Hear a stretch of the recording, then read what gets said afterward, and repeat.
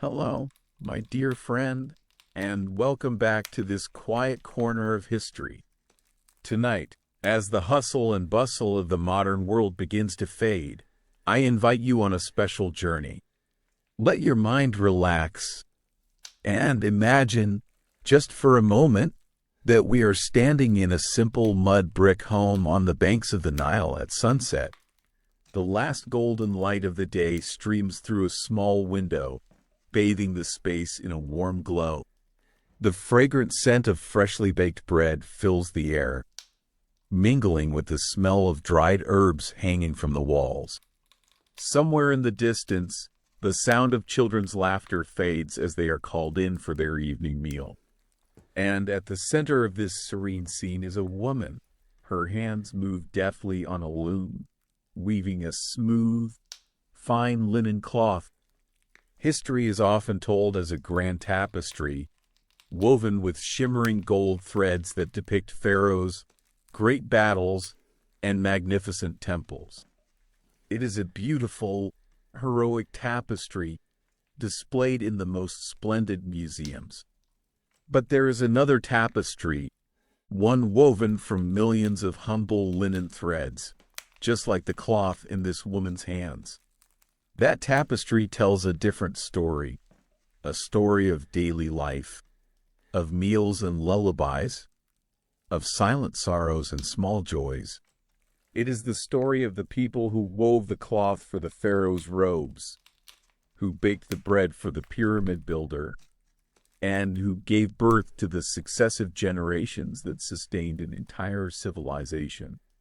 Tonight, we will read the story told by that second tapestry, the story of what it meant to be a woman in ancient Egypt. When we speak of Egyptian women, we often fall into one of two extremes: the image of powerful queens like Cleopatra and Nefertiti, or the image of completely oppressed women. The truth, as always, is far more complex. There is an astonishing paradox in their status. Legally, they enjoyed rights that many women in other ancient civilizations could only dream of. They could own property, conduct their own business, and even initiate divorce. These were glimmers of progress, shining golden threads on the linen cloth of their lives. But a cage, even if it is gilded, is still a cage. Behind those legal rights was an unshakable patriarchal reality. From the day she was born until the day she died, a woman's life was determined by the men around her: her father, her husband, and later, her son. She needed a male guardian to conduct major transactions. She was barred from the highest positions in government and religion. Her world, though it had windows, was fundamentally enclosed by the four walls of her home and family. And within that world, her most essential, sacred, and brutal role was that of a wife and mother. Egyptian society placed upon her an immutable command to bear children, many children, to compensate for the horrific mortality rate and to ensure the family line continued.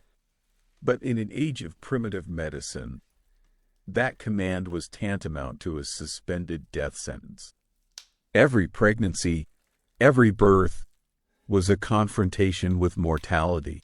That fear was perhaps the most constant companion throughout their young lives, a shadow that fell over even the happiest of moments.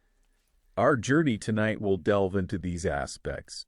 We will look beyond the queens on their thrones and try to understand the life of a farmer's wife, a female artisan, a mother worrying over her feverish child. We will explore how they worked, how they loved and lost, where they found their faith, and how they quietly expressed their strength in a world that seemed to grant them little space to exist. This is not a story of only tears and injustice, because throughout those historical pages, we will find something more astonishing than the pyramids: resilience, fortitude, and the silent strength of women who refused to be defined solely by their limitations. They found power in sisterhood, freedom in their songs, and immortality in the children for whom they sacrificed so much. So, let us together relax our bodies and our minds.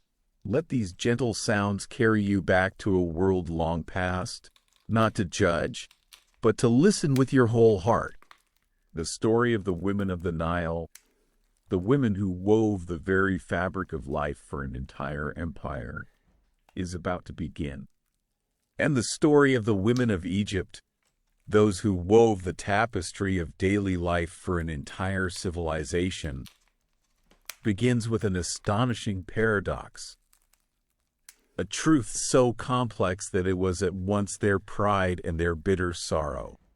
If we were to look only at the papyrus scrolls that record their laws, we would mistake them for the freest women of the ancient world. Indeed, compared to their sisters in Greece or Rome who would come later, women who had almost no rights at all, Egyptian women seemed to live in an enlightened society. Listen to what the law granted them. A woman had the right to own her own property. She could inherit land, livestock, and even precious objects from her parents. She had the right to her own name on business contracts, and she could buy, sell, and lease property without her husband's permission. More astonishingly, she had the right to take her husband to court and even the right to initiate a divorce. These were rights that many women around the world would have to fight another 3,000 years to win back. From a distance, these rights are like the bars of a cage wrought from pure gold. They glitter, they create a sense of value and security. But, my friend, a cage, even one made of gold, is still a cage. And when we step through that legal gateway to look at the reality of their social lives, we see the invisible yet unyielding walls that were built around them. The first and greatest wall was the entrenched patriarchal order. Although a woman had the right to own a field, if a legal dispute arose over that field's boundary, she still needed a man, a father, husband, brother, or son to represent her in court. She could own a merchant boat, but to negotiate a major contract, the voice of her accompanying husband would carry far more weight. Their autonomy existed on paper, but in daily life, it was always limited by the guardianship of men. Imagine a widow who inherited a great estate from her late husband.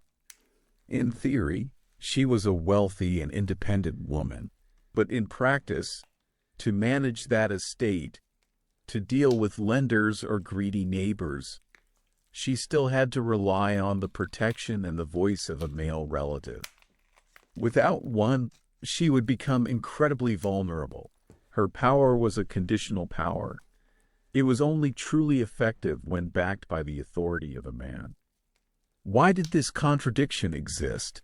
Why would a society give women rights with one hand, only to take away their autonomy with the other?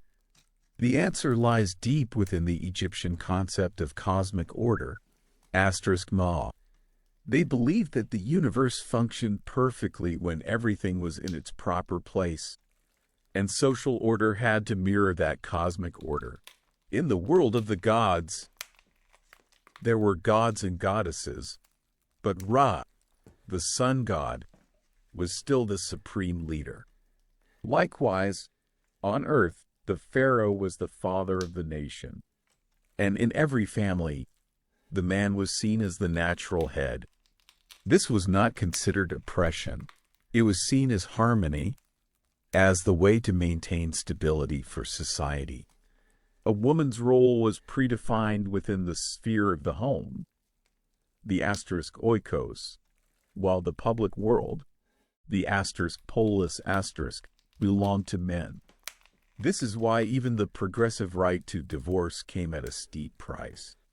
A man could divorce his wife with relative ease, But a woman who wanted a divorce had to provide extremely compelling reasons, such as severe mistreatment or a failure to provide. And even if she won her case, she would face social stigma and a precarious economic future. The golden cage had opened its door, but the world outside was so harsh that many preferred to remain inside. Thus, the life of an Egyptian woman was a delicate dance between what the law allowed and what society demanded. They had rights, but they had to learn to use those rights skillfully so as not to offend the men who controlled their world. They had a voice, but they had to learn to speak in whispers instead of shouts. And now that we understand the frame, the structure of this gilded cage, we must ask ourselves, what was life actually like on the inside? Once a woman accepted her role in that order, what did her day truly consist of? The answer no longer lies in the papyrus scrolls of the law. It lies in the grinding stones worn smooth over generations, in the looms that never stopped working, and in the weary arms of a mother holding her infant child. It is the story of an unending cycle of labor, a cycle we will explore next. And the answer to the question, what was life actually like inside that cage, does not lie in the grand laws or the magnificent tombs.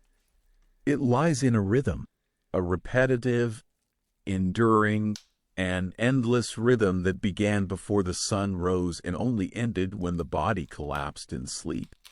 It was the rhythm of the grinding stones, the shuttle on the loom, the very heartbeat of every Egyptian family. And the one who created that rhythm was the woman. Let us meet such a woman. We shall call her Nebet, a common name meaning mistress of the house. But that title carries a tragic irony. She was the mistress, yet she was the one who labored without rest. Nebet's day began while darkness still enveloped the Nile Valley. While her husband and children were still deep in sleep, she would have already quietly risen to light the fire in the hearth. Her first ritual of the day, and the most important, was to make bread. This was no simple task.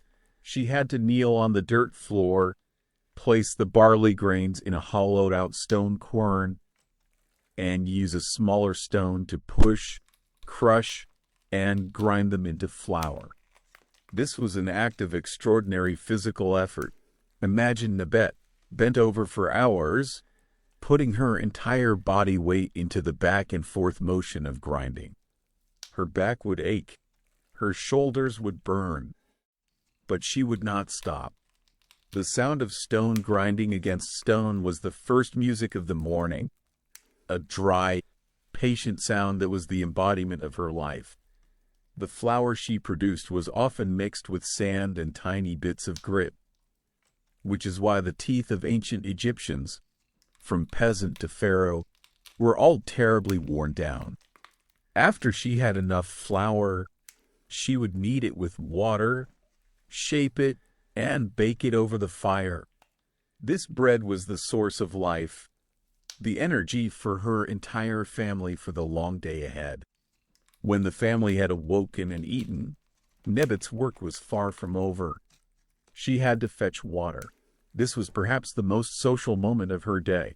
She would join the other women of the village at the well or the riverbank, carrying heavy clay jars on her shoulder.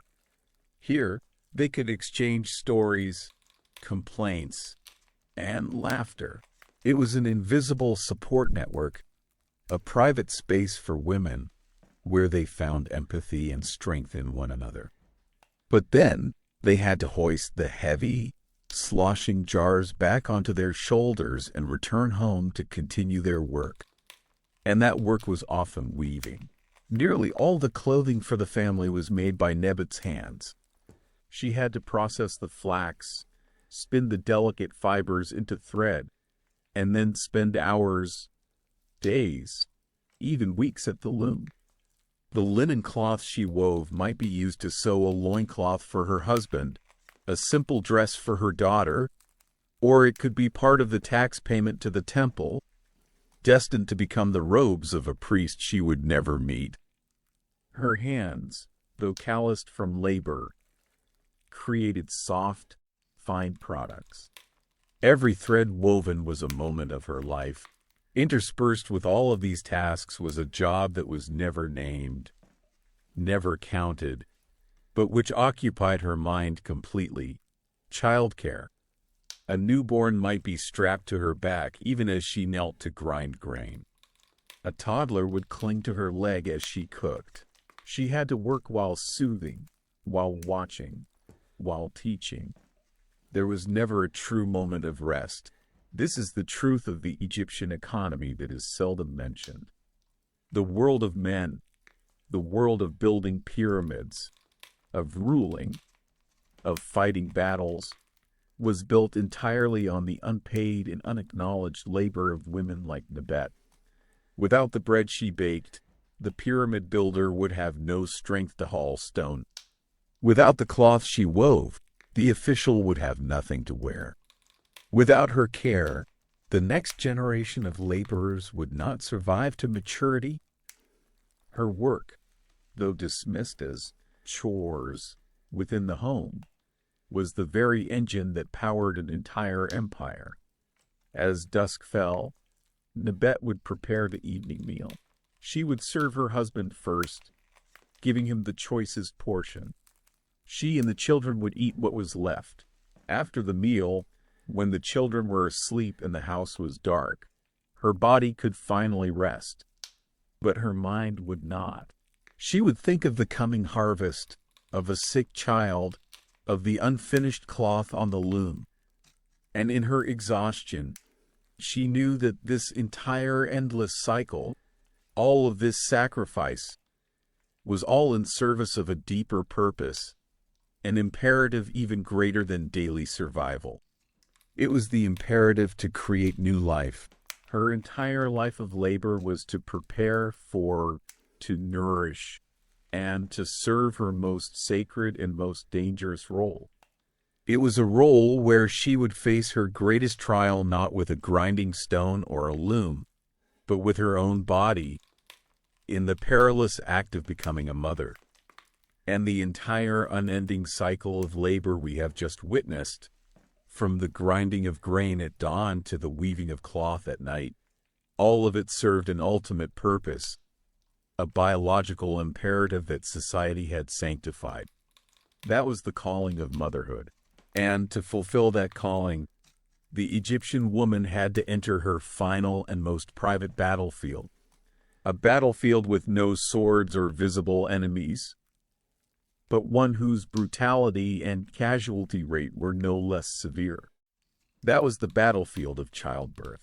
For us today, the birth of a child is a miracle assisted by medicine. For the Egyptian woman, it was a direct confrontation with death. When a young woman knew she was pregnant, her joy and hope were always accompanied by a simmering fear. She knew she was about to face a trial where, for every 3 women who entered, one would never emerge. When her time drew near, she would not be taken to a place of safety. She would be prepared in a small corner of her own home, perhaps a specially cleared room known as the birthing chamber. This was an exclusively female space. Men, whose presence was believed to bring bad luck, were strictly forbidden. Here, there was only she, her mother, perhaps her grandmother, and the most important figure of all, the midwife, the *SWNT. They did not arm her with medicine, but with spiritual armor. Amulets bearing the image of the goddess Taweret, the fearsome yet protective hippopotamus goddess, the great patron of mothers, were hung around the room. Statues of the dwarf god bees were placed in the corners to ward off evil spirits. They burned incense and chanted spells, trying to create a sacred space to protect her from the invisible forces. And then the battle began. The pain came like violent, relentless waves, one after another, lasting for hours, sometimes for days. There were no painkillers, no anesthesia. There was only the endurance of her body and the encouragement of the women around her. She would have to squat on 2 birthing bricks, a position that utilized gravity but was also incredibly exhausting. The midwife, with experience passed down through generations, would use her hands to check, to massage, and to listen to the woman's body. She was the commanding general in this battle, a general armed only with her hands and her courage. In a smooth delivery, after many agonizing hours, a new soul would cry out to the world. It was a moment of overwhelming relief and joy. But that victory was incredibly fragile, even when everything seemed to go well. The danger was not over. Excessive bleeding after birth could claim the mother's life. And the most terrifying silent killer was infection. In a world with no concept of germs, no antiseptics, a small tear could become a gateway for death. The mysterious childbed fever could strike days later, taking the mother in a delirious haze, leaving a helpless infant behind. And when complications occurred during birth, it was a true nightmare. If the baby became stuck, there was no cesarean section to help. The midwife and the women had to face a brutal choice that none of us would ever want to imagine. Trying to save the mother by sacrificing the child, using horrific instruments of bronze and flint. It was a moment where the creation of life and the destruction of death merged into one, a silent tragedy enacted behind mud brick walls. This was the greatest and most painful paradox of an Egyptian woman's life. The moment she fulfilled her most important role for society, the moment she brought forth an heir for her husband, a laborer for the state, was also the moment she faced the highest risk of being erased. Her social value was at its peak, while the value of her own life was at its most fragile. The act of creating life was, in its essence, an act that could destroy her own body and, potentially, her own life. And so, every child that survived birth in ancient Egypt was not just a child. It was a victory. It was a testament to the extraordinary endurance of its mother. It was the result of a battle in which a woman had looked death straight in the eye and wrestled life back from its grasp. But that battle, even when won, still left scars. And as the mother held her child in her arms, she knew she had just escaped one war, only to immediately enter another. The battle now was not to protect her own life, but to protect the fragile, delicate life she had just created from a world that was just as full of perils, waiting outside the birthing room. And so, our young mother has survived. She has won her battle against death in the birthing room. She holds her child, a tiny, fragile soul.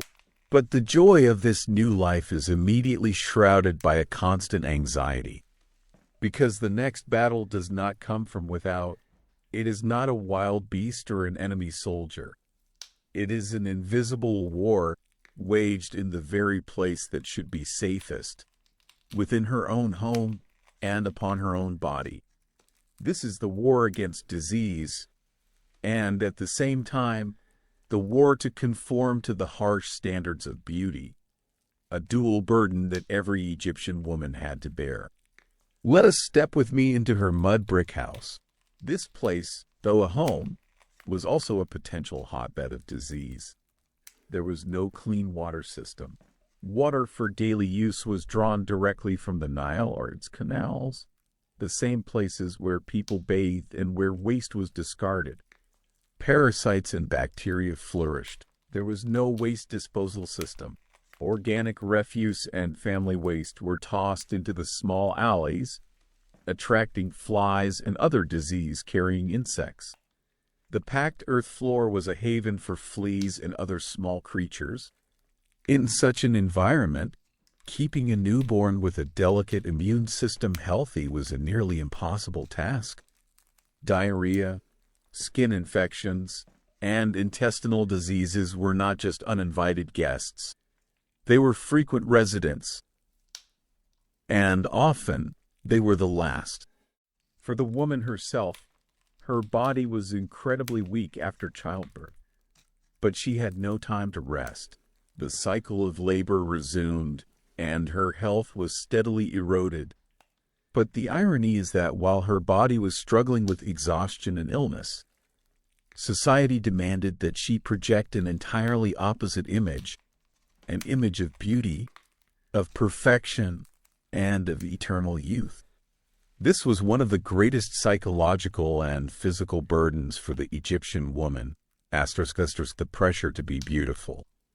For them, beauty was not mere vanity. It was a manifestation of of order and harmony. A well-cared-for body, a perfectly made-up face, was seen as a sign of an orderly, moral life that was pleasing to the gods and to her husband. Conversely, a disheveled appearance was seen as a sign of chaos, of laziness, and of disrespect. Therefore, beautification was not a choice, it was a duty. And to fulfill that duty, they paid a heavy price. Let us begin with the hair. The ideal was thick, dark, glossy hair, braided into elaborate styles. But in the Egyptian heat and with poor sanitation, keeping long hair clean was incredibly difficult. Lice were a common problem.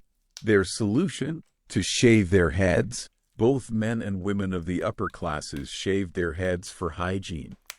But a woman could not appear in public with a bald head. So they wore incredibly elaborate wigs made from real human hair, wool, or plant fibers. Imagine the feeling of wearing such a heavy, thick wig under the 40 degrees Celsius, 104 degrees Fahrenheit sun.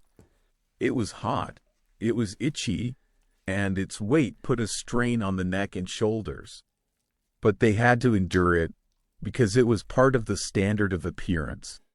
Next was the face, where they created a perfect mask. The eyes were the windows to the soul, and the Egyptians turned them into a work of art. They used coal, a black powder made from lead sulfide, to draw a thick, dramatic line around the eyes. This line not only made the eyes appear larger and deeper, but was also believed to protect them from the harsh sun and ward off evil spirits. But lead is a poison. Daily contact with it, over many years, certainly caused long-term health effects that they were completely unaware of. It was a beauty bought with a slow poison. They also used green eyeshadow made from malachite, copper carbonate, another substance that was not harmless. Lips and cheeks were reddened with red ochre. The ideal skin was light-colored, so they used powders made from calcite or gypsum to make their skin appear paler. This entire process created a standardized face, an artificial beauty that concealed the wrinkles of hard labor and the marks of illness. This perfect mask was not just to hide physical imperfections. It was also a tool to hide age. Aging was seen as a decline, a loss of value. A woman who was older, with wrinkled skin and no longer able to bear children, would lose her status in the family and society. Therefore, the pressure to maintain a youthful appearance was immense. They used countless creams and oils, believing they could hold back time. Thus, the body of an Egyptian woman was a true battlefield. On the inside, it had to fight disease and the perils of childbirth. On the outside, it had to carry the burden of labor. And on its surface, it had to wear the heavy, sometimes toxic, mask of idealized beauty. It is a heartbreaking contradiction. A body exhausted from within had to appear perfect on the outside. This is the clearest manifestation of the gilded cage. She had the right to adorn herself, but she did not have the right to be unadorned, the right to be tired, or the right to be naturally herself. And when we understand this physical and spiritual burden, a larger question arises. In a world so imposing and harsh, did anyone find a way to rise above these standards? Was there any woman who dared to remove the mask, not literally, but figuratively, to assert her value not through her beauty or her fertility, but through her intellect and her talent?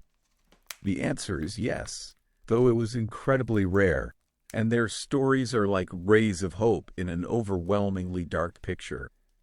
And as we look upon that panoramic picture of oppression, a natural question arises in our minds.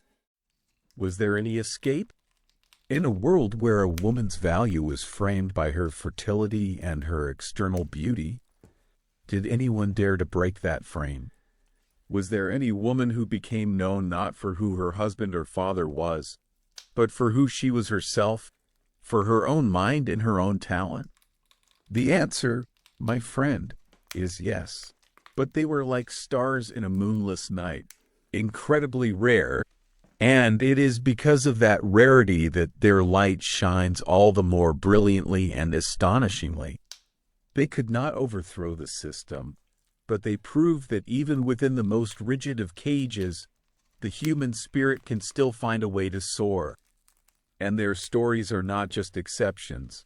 They are the most powerful evidence of just how harsh the rules they defied truly were. To meet such a star, we must travel far back in time, to the Old Kingdom, around 4,700 years ago. This was the age of the first pyramids, a time when the social order was being forged in its most rigid form. And in that era, there was a woman whose name was recorded in her son's tomb, a rare honor. Her name was Merit-Ptah. Her son, a high priest, had this inscription carved on the tomb wall to honor his mother, the chief physician. This was not a common title. It did not simply mean healer. It was an official position, a station of authority and knowledge in a field almost entirely dominated by men. Merit-Ptah was not just a woman who knew of herbs. She was a doctor, and perhaps the first woman in human history whom we know by name in this role. Let us try to imagine her journey. Merit-Ptah must have come from a noble or high-ranking official's family, because to access medical knowledge, she first had to know how to read and write, a privilege most women were denied. She must have had a father or a husband who not only accepted but actively encouraged her thirst for knowledge, an act that went against all social norms. Imagine the early days when she first set foot on this path. She must have faced skepticism, even contempt, from her male colleagues. What might they have thought? That medicine was a high art, demanding the reason and decisiveness of a man, not a place for a woman. But Merit-Ptah did not back down. She must have had to work twice, 3 times as hard to prove her talent. She had to study the complex medical papyrus scrolls, documents that only male priests and scribes were typically allowed to copy. And perhaps being a woman gave her a unique advantage. In a society where the female body was a mystery and a taboo subject for men, Merit-Ptah could have become a sanctuary for other women. Imagine pregnant women, those facing the complications of childbirth, or those suffering from private gynecological ailments. They could have sought her out, a woman who could understand their pain on a profound level, someone they could trust with things they would never dare speak of to a male physician. Merit-Ptah may have created a safe space for healing, a place where the empathy of women for each other became a precious medicine in itself. The fact that she was named chief physician, shows that she not only succeeded, but rose to the pinnacle of her profession. She must have managed and trained other physicians, and perhaps even tended to the health of the royal family themselves. She used her intellect and her skill to break down one of the greatest barriers.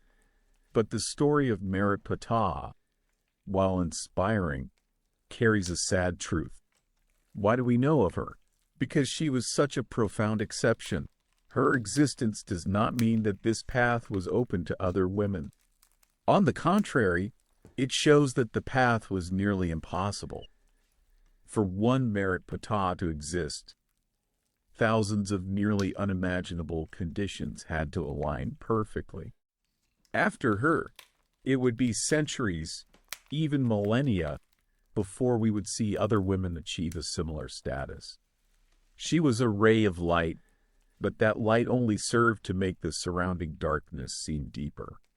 Besides medicine, perhaps there were other fields where women could quietly assert themselves. A widowed woman might have taken over her husband's business. A talented female artisan might have created outstanding works in a weaving or pottery workshop. But their names have almost all been erased by history, because history was usually written by men, about men. These pioneering women were silent heroes. They did not topple the system, but they proved that talent and intellect know no gender. They sowed the very first seeds of change, even if it would take a very long time for those seeds to blossom.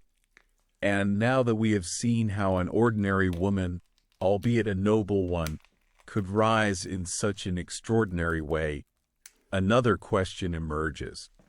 What about the women at the very top of society?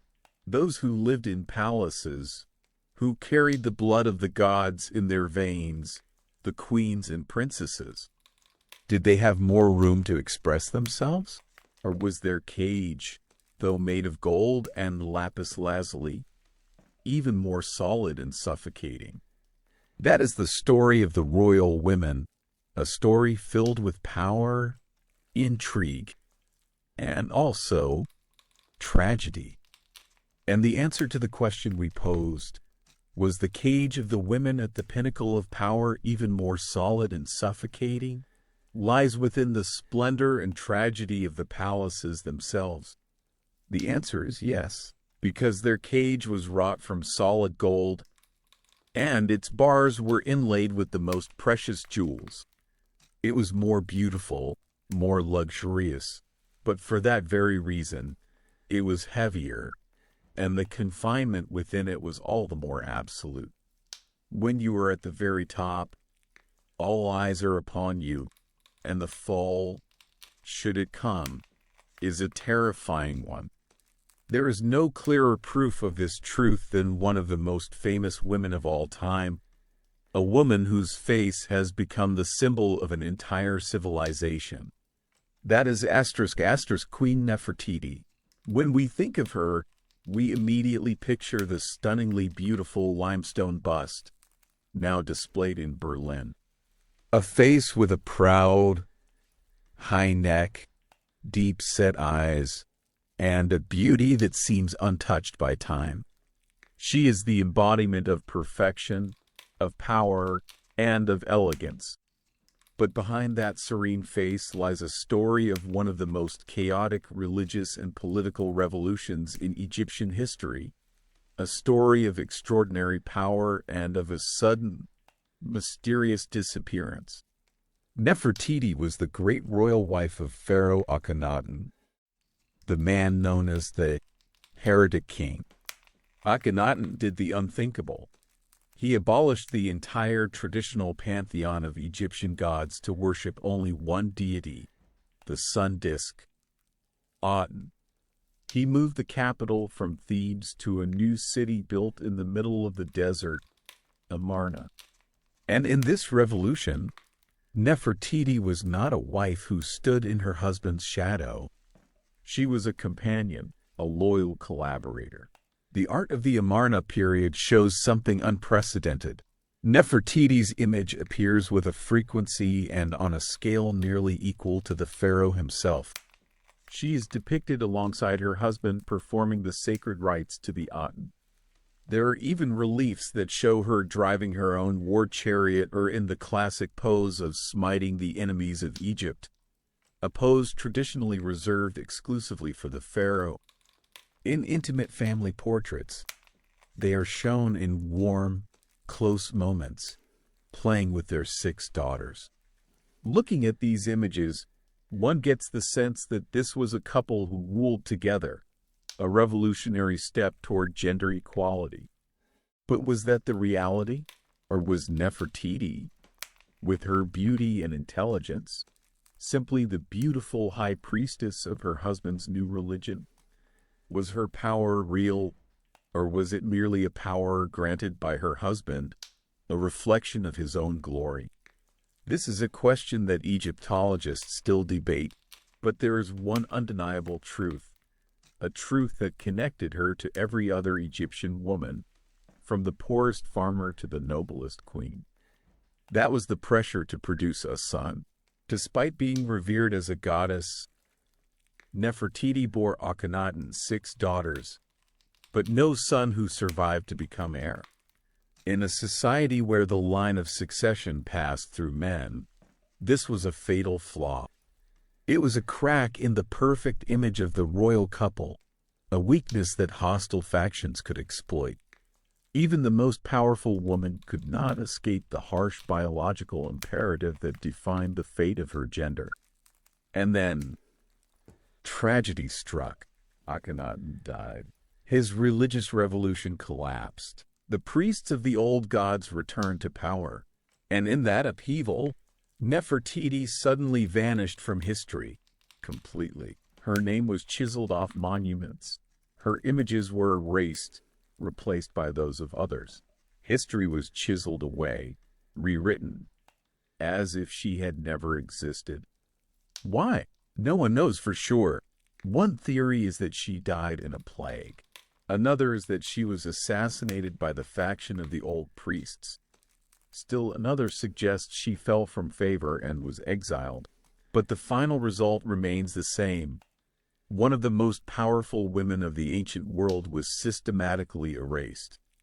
The successors, including the young pharaoh Tutankhamun, Akhenaten's son by another wife, worked to restore the old order, and part of that was eliminating all traces of the heretical period, including its highest priestess. And this is the greatest irony in Nefertiti's story. Today, after thousands of years, she has become immortal. But she is not immortal because of her political power or her religious role. Most people do not know of those things. She is immortal for one reason only: her beauty, preserved in a single sculpture. In the end, history, whether by accident or design, still reduced this extraordinary woman to the very attribute her society imposed upon her: her appearance. Her face survived, but her story and her power were almost buried forever. Nefertiti's story is a powerful lesson about the precarious pinnacle. It shows that for a royal woman, power was not something she owned, but something she borrowed from the man beside her. And when that man was gone, or when she was no longer useful, it could all be taken away.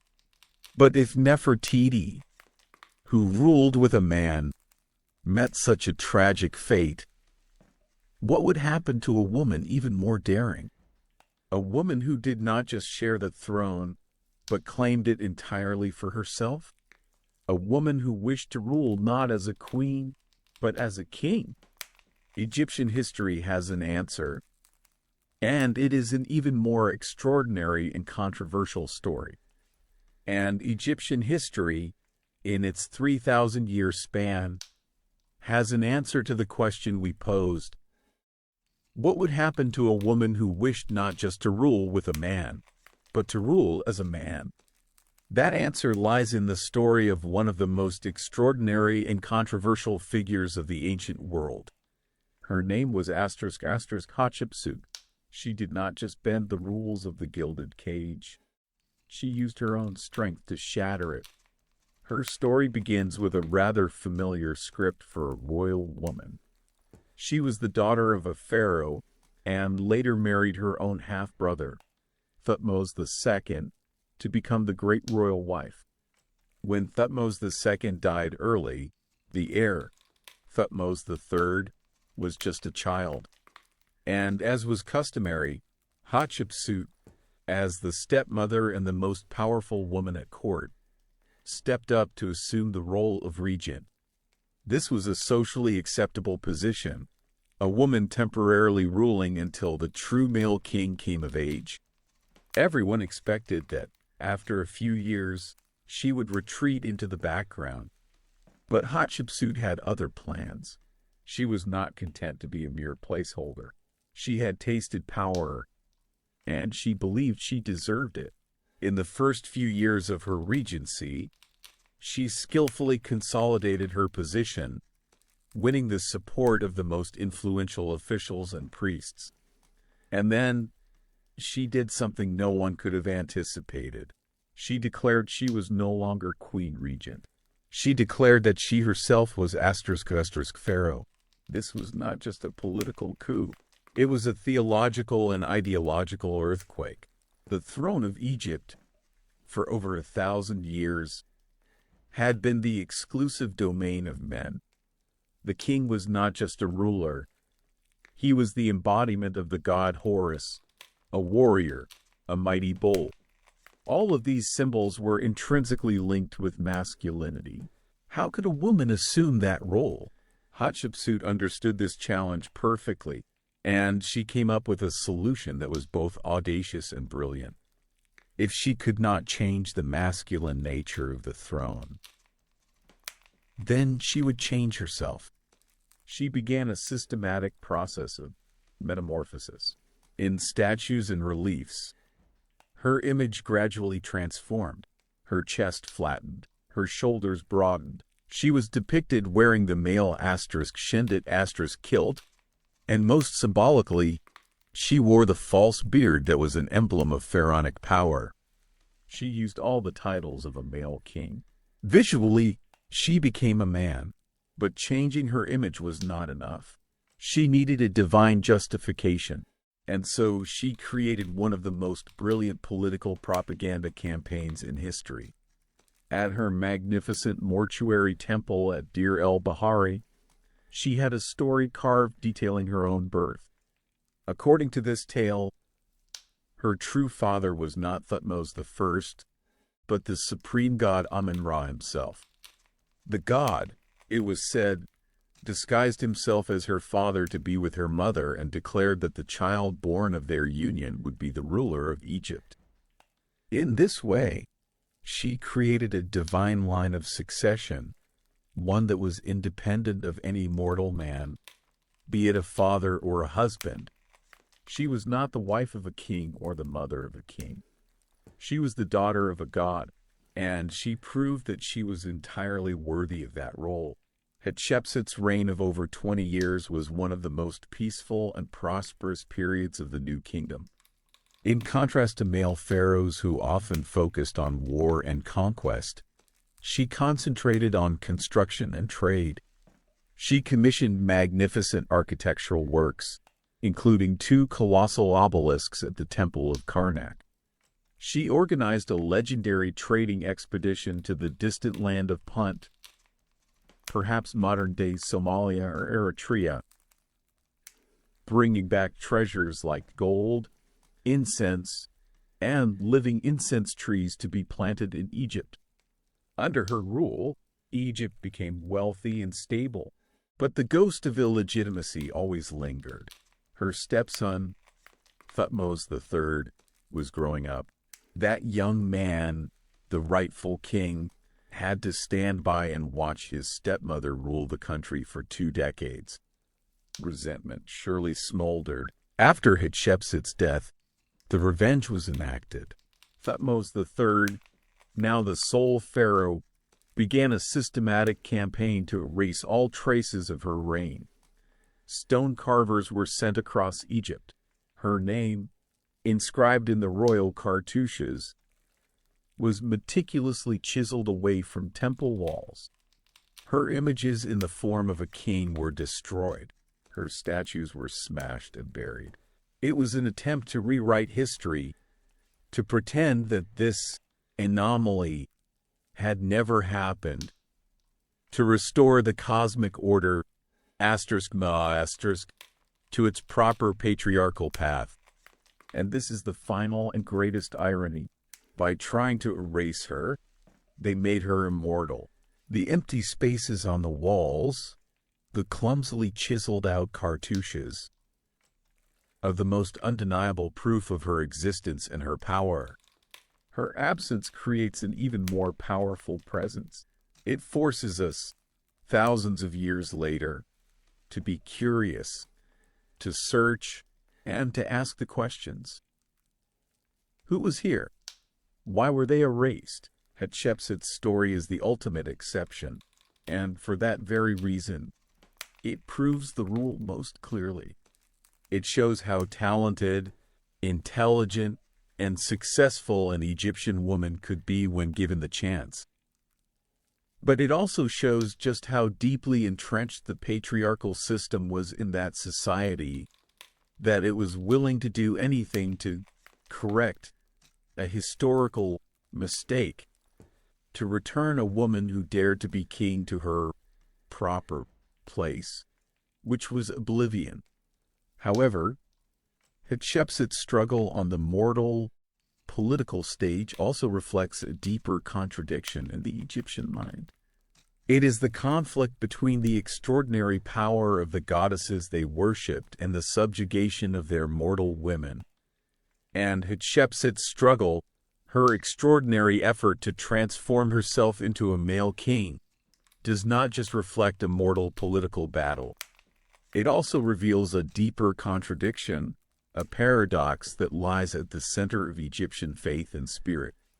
It is the question, why could a society worship such powerful, strong, and autonomous goddesses, while at the same time binding its mortal women in roles of submission and limitation? Why was there such a vast gap between the woman in heaven and the woman on earth? Let us look to their heavens. There, we do not only see male gods, we see a pantheon of mighty goddesses who held vitally important roles in the cosmos. Chief among them was the asterisk goddess Isis. She was not just a gentle wife and a devoted mother. Isis was a great magician, whose wisdom and power surpassed even that of other gods. Through her cunning, she learned the secret name of the sun god Ra, and in doing so, gained a portion of his power. Through her magic, she conceived her son Horus after her husband Osiris was murdered. And through her perseverance, she traveled all over Egypt to gather the scattered pieces of her husband's body and bring him back to life. Isis was a symbol of loyalty and motherhood, but also a symbol of magical power and unshakable determination. Beside her was the asterisk goddess Hathor asterisk, a complex deity with two faces. She was the goddess of love, beauty, music, and joy. In that form, she was inspiration, the sweetness of life. But she was also the Eye of Ra, a terrifying force of destruction. When Ra was angered by humanity, it was Hathor who transformed into the lioness-headed goddess Sekhmet, a brutal killing machine, so drunk on blood that she nearly annihilated all of humankind. She was the embodiment of both creation and destruction, of both tender love and uncontrollable rage. These goddesses were not weak figures. They were strong, they were decisive, and they had agency. So why were these qualities so revered in the goddesses, not encouraged, and in fact, forbidden in mortal women? This contradiction is most clearly expressed when we step down from the heavens to the temples on earth. This was where humans communicated with the gods, But the gateway to that communication was held almost exclusively by men. The answer perhaps lies in the safety of mythological power. The power of the goddesses, however great, ultimately served to reinforce the patriarchal order of the cosmos. Isis used all her power for one final purpose: to place her son, Horus, on the throne, inheriting the legacy of his father. The rage of Sekhmet was eventually tamed by the cunning of other male gods. Their power, though terrifying, existed within a controllable framework and ultimately strengthened the final male power structure. They were archetypes of the aspects of womanhood, motherhood, love, protection, rage, not asterisk blueprint for the leadership of women in society. The highest priestly offices, those who were permitted to enter the most sacred part of the temple, the Holy of Holies, to speak directly with the god's statue, were always men. Women had their roles, but they were supporting roles. They could be asterisk chantresses asterisk, like the character Iset we have come to know. Imagine Iset standing in the great courtyard of the Temple of Karnak. Her voice is clear and high, harmonizing with the choir and the sound of the sistrum, a type of rattle, creating a sacred atmosphere. She feels she is serving the gods. She feels a sense of pride and a deep spiritual connection. Her role is respected, but she knows there is a door she will never be allowed to pass through. The door to the inner shrine, where only the male high priest may enter. Her voice may reach the ears of the gods, but she will never stand before them as their highest representative. It was the glass ceiling of the ancient world, an invisible but insurmountable limit. Of course, there was one ultimate exception, the title of asterisk, God's wife of Amun, asterisk. This was the most powerful female priestly position in Thebes, often granted to princesses or queens. The woman who held this title had immense political and economic power, controlling a portion of the vast wealth of the Temple of Amun. But even here, their power was a political tool in the hands of the pharaoh. By appointing his own daughters or sisters to this position, the pharaoh could control the powerful priests of Thebes. The woman was powerful, but it was a delegated power, an extension of the authority of the man who led the state. In the end, the paradox remains. The Egyptians built a spiritual world where female figures had extraordinary power, where they could be creators, protectors, and even destroyers. They recognized and revered the powerful aspects of the feminine, but they could not, or dared not, translate that reverence into true equality in their mortal society. The goddess was worshipped in the temple, but the woman was controlled in the home. And as we look back over all these aspects of their lives, from the legal cage, the burden of labor, the peril of birth, the pressure of beauty, to the struggles for power and the contradictions of faith, a complete, complex, and somewhat somber picture emerges. So finally, when we consider all of this, what is their true legacy? What is the lesson that the women of the Nile, after thousands of years, still wish to tell us? And so, our tapestry woven from linen threads is now nearly complete.